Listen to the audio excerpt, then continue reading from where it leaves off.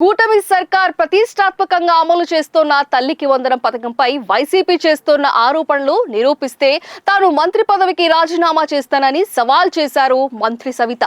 మంగళగిరిలోని టీడీపీ కార్యాలయంలో ఏర్పాటు చేసిన సమావేశంలో సవిత మీడియాతో మాట్లాడారు. తల్లికి వందనం పథకం నిధుల్లో 2,000 మంత్రి నారా లోకేష్ అకౌంట్లోకి వెళ్తున్నాయని వైసీపీ నేతలు ఆరోపణలు చేస్తున్నారు. ఆ ఆరోపణలపై మంత్రి సవిత ఘాటుగా స్పందించారు.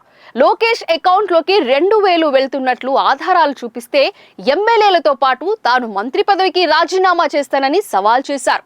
లేదంటే పులివెందుల ఎమ్మెల్యే జగన్ తన పదవికి రాజీనామా చేస్తారా అని ఛాలెంజ్ చేశారు. ఏపీ ప్రజలను తప్పుదోవ పట్టించేలా వైసీపీ నేతలు ఆరోపణలు చేస్తున్నారని సవిత అన్నారు.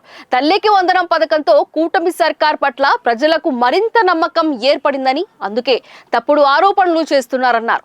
శుక్రవారం లోకేష్ కూడా వైసీపీ ఆరోపణలపై తీవ్రంగా స్పందించారు. 24 గంటల సమయం ఇస్తున్నా, నా ఖాతాలో 2,000 పడినట్లు నిరూపించాలి, లేదంటే ఆ వ్యాఖ్యలను వెనక్కి తీసుకోవాలని డిమాండ్ చేశారు లోకేష్.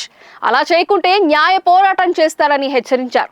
గతంలోలాగా అసత్య ఆరోపణలపై మౌనంగా ఉండే ప్రసక్తే లేదని తేల్చి చెప్పిన సంగతి తెలిసిందే.